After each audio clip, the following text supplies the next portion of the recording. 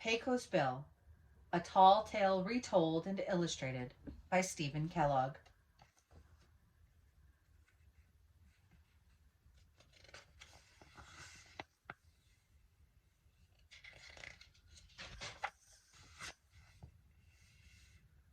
To Jason Castle Edwards, another Texas hero. Back in the rugged pioneer days, when Pecos Bill was a baby, his kinfolk decided that New England was becoming entirely too crowded. So they piled into covered wagons and headed west. The clan considered settling in East Texas until Bill's ma noticed a homesteader putting up a shack about 50 miles away. Another crowded neighborhood, she grumbled. Let's push on. As they crossed the Pecos River, Bill threw out a fishing line. But when a Texas trout nibbled, Bill was yanked overboard. He was towed far downstream, and he would have drowned for sure if an old coyote hadn't grabbed him. Her family adopted Bill and taught him the ways of the creatures. By the time Bill had outgrown his breeches, he felt like a member of the pack. He loved to romp with his coyote brothers, and as he grew older, he sometimes played with the bighorn sheep. One day, after a drifter named Chuck stumbled across Bill while he was taking a nap,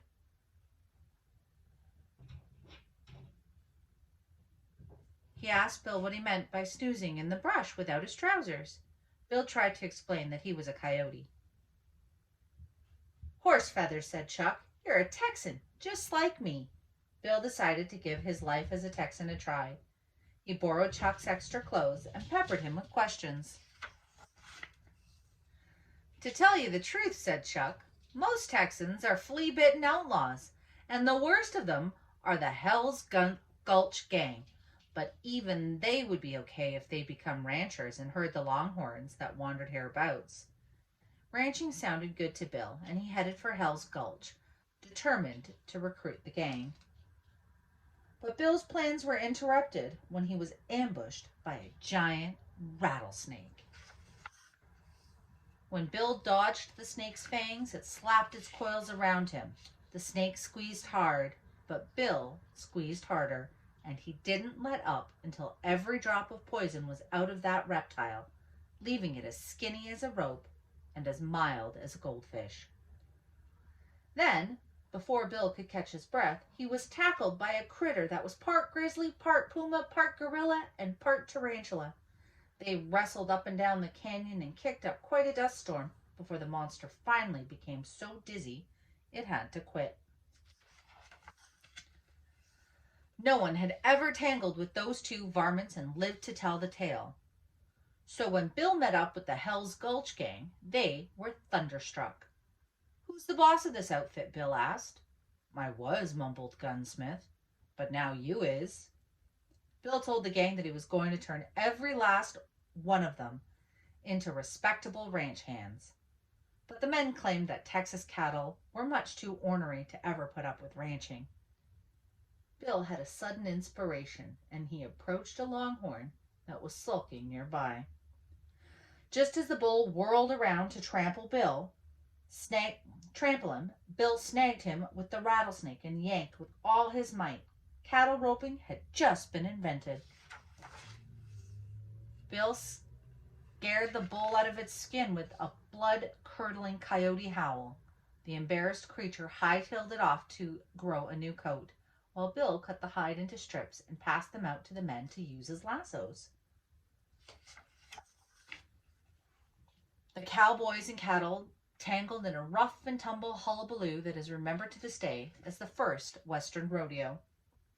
When it ended, the gang declared they would be cowboys forever, and they promised to help Bill round up every steer in Texas. Bill needed a horse to ride on the big roundup.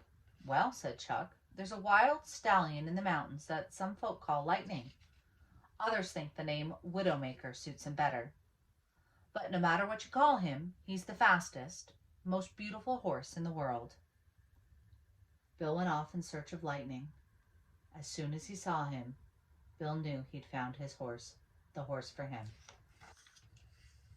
Bill chased Lightning north to the Arctic Circle and south to the bottom of the Grand Canyon. Finally, he cornered the stallion and jumped onto his back. Lightning exploded from the canyon, leaping and bucking across 3 states. Then Bill began to sing in the language he had learned from his coyote family. He sang of his admiration for the stallion's strength and promised him a lifetime of partnership and devotion.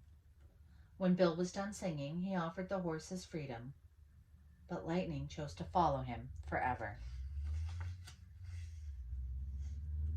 With Pecos Bill and Lightning leading them, the cowboys whooped across the state of Texas, rounding up every last steer.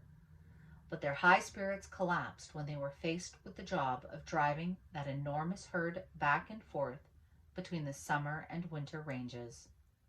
To silence their grumbling, Bill set up the Perpetual Motion Ranch on Pinnacle Peak, which was so high that the top remained in winter while the spring and autumn turned into summer at the base. A team of prairie dogs helped build the fence off the mountain so that the cattle could wander through the seasons unattended. Bill's plan worked fine, except that Pinnacle Peak was so steep the steers fell right off whenever there was a breeze. The men had to work harder than ever carrying the cattle back up the hill. Bill solved that problem by inventing steers with very short legs on one side of their bodies. Even in a windstorm, these cattle could stand securely on the slope as long as they kept their short-legged size uphill. Now, the men at Perpetual Mountain Ranch had all kinds of free time, and Bill became known as the world's greatest cowboy. But the high point of Bill's life came when Slewfoot Sue passed by on the back of a catfish. Bill was instantly in love, and he hollered a proposal of marriage. Sue agreed on 2 conditions. First, Bill had to buy her a wedding dress with a bustle, and second, he had to let her ride Lightning to the ceremony. The first request was easy. Bill galloped to Dallas and brought back the fanciest bustled dress in the city. Sue's second request was not so simple. Although Slewfoot Sue was a first-rate rider, the moment her bustle touched the saddle, she was blasted skyward. Sue soared around the moon and began the long descent to Earth. She landed squarely on her bustle, but quick as Bill was, he couldn't get to her before she bounced back into outer space. Time and time again, Sue hit the ground and rocketed back toward the stars. Sue probably would have sailed back and forth forever if Bill hadn't lassoed a tornado to help him catch his bouncing bride. The pair of them clung to that careening storm until it blew itself out over California. To Bill's amazement, he and Sue landed on top of his ma and pa's wagon. Bill couldn't believe his kinfolk were still searching for a home site. He told them they could spend the rest of their days roaming, but they'd never find a place equal Texas. Everyone returned to Bill's ranch for a wingding of a family reunion, and today their descendants are still there, happily herding cattle.